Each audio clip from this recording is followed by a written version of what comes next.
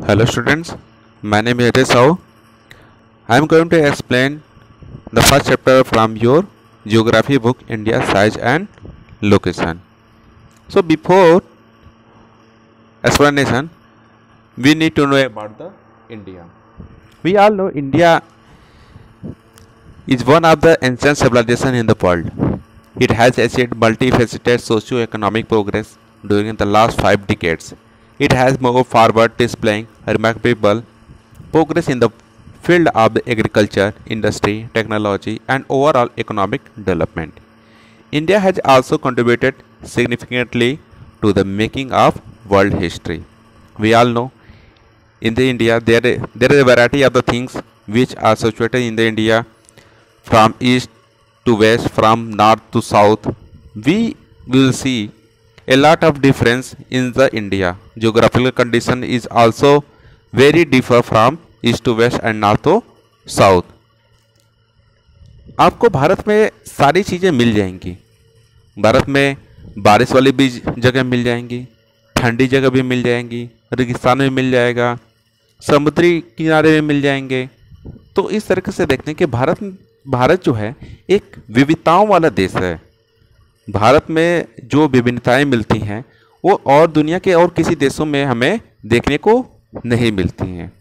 इस तरीके से हम देखते हैं कि भारत जो है ये एक बहुत ही इंटरेस्टिंग कंट्री है. सो आइए हम अपने इंडिया के बारे में जानते हैं. सो location of India. The main land of India extend between longitudes 8 degree and 4 north and 37 degree and 6 north and longitudes 68 degree and 7 east and 97 degree and 25 east. The Tropic of Cancer 23 degree and 30 north pass almost through the middle of the country. यानी कि जो tropic of cancer है जिसे हिंदी में कर्क रेखा कहते हैं, यह भारत को दो भागों में डिवाइड करती है, north India and south India.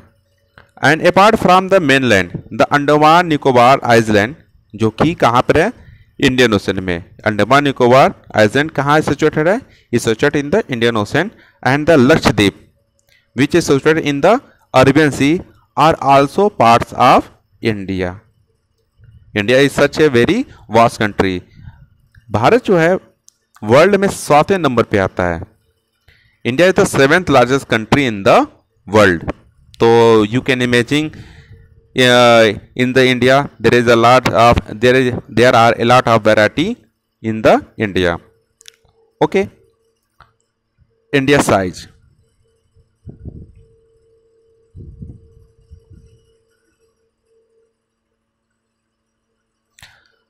The landmass of India has an area of 3.28 million square kilometer, which comprises about 2.4% of total geographical area of the world. यानी कि भारत का जो एरिया है वो 3.28 मिलियन स्क्वायर किलोमीटर है, जो पूरे वर्ल्ड का 2.4% क्या करता है, कवर करता है.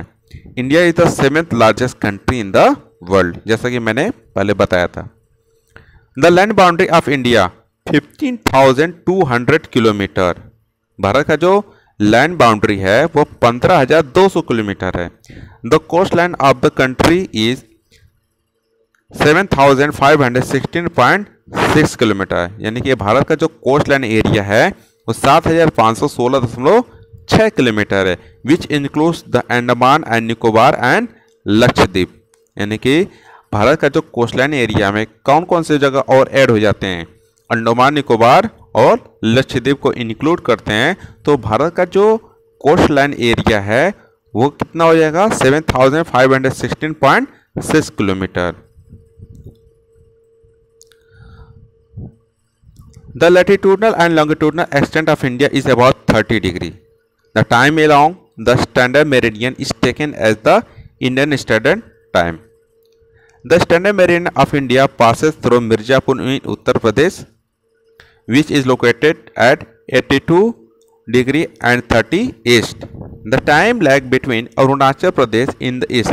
अरुणाचल प्रदेश जो है वो इंडिया के ईस्ट में सिचुएटेड है and Gujarat you all know in the वो कहाँ पर है वेस्ट में इज अबाउट 2 आवर्स। यानी कि हम देखते हैं कि अरुणाचल प्रदेश और गुजरात के टाइम में कितना है 2 घंटे का अंतर हमें देखने को मिल रहा है। Which one move from south to north the latitudinal extent influence the duration of day and night. यानी कि डे एंड नाइट में टाइम डे एंड नाइट का ड्यूरेशन कितना है वहाँ पे 2 घंटे को हमें मिलता है।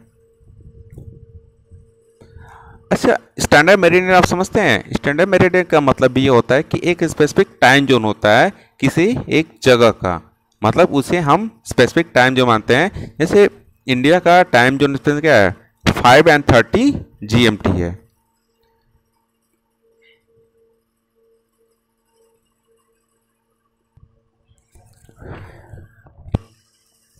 India and the world. India is centrally located between the east and the west Asia.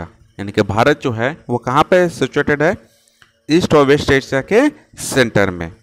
India is strategically located at centre of the trans Indian ocean routes which connect the European countries in the west and the countries in the east Asia. यानी कि भारत क्या करता है European countries को और east Asia में जो countries हैं जो इस एरिया के जो जितने भी कंट्रीज हैं वो उनको जोड़ने का काम करता है। Thus India could establish close connect with west Asia Africa and Europe from western coast. Moreover it could establish close connect with south east and east Asia from eastern coast. इस तरह देखते हैं कि भारत क्या करता है India जो है वो पश्चिमी एशिया को अफ्रीका को और यूरोप को और जो वेस्टर्न कोस्ट हैं उनको क्या करता है उनको कनेक्ट करता है।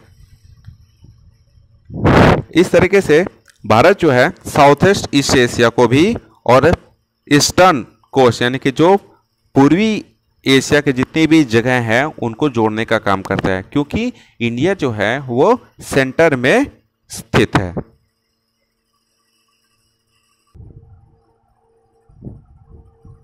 ये देखिए इंडिया किस तरीके से वो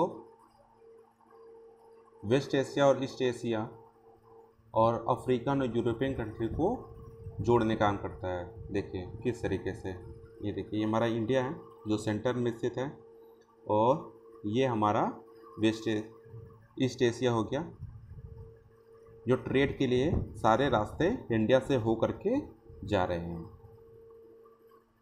और हम देखते हैं कि इंडिया जो है बहुत ही इम्पॉर्टेंट प्लेस है जिसके द्वारा ये ट्रेड के लिए एक अच्छा जगह माना जाता है, क्योंकि वेस्ट कंट्रीज़ को और अगर ईस्ट कंट्रीज से अगर ट्रेड करना होगा तो वो इंडिया से हो करके ही जाएंगे और इंडिया को इससे बेनिफिट है कि वो ट्रेड के द्वारा अपने इकोनॉमिक स्टेटस को बढ़ा सकता है। ओके